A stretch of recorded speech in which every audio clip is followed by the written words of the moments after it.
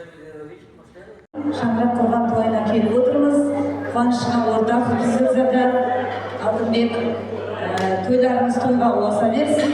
Бүгін мына жерде кілем достар шығып тұр екен, сол достарға арнап, әрі арнайы сөздарға арнап бір өлең оқып берейін.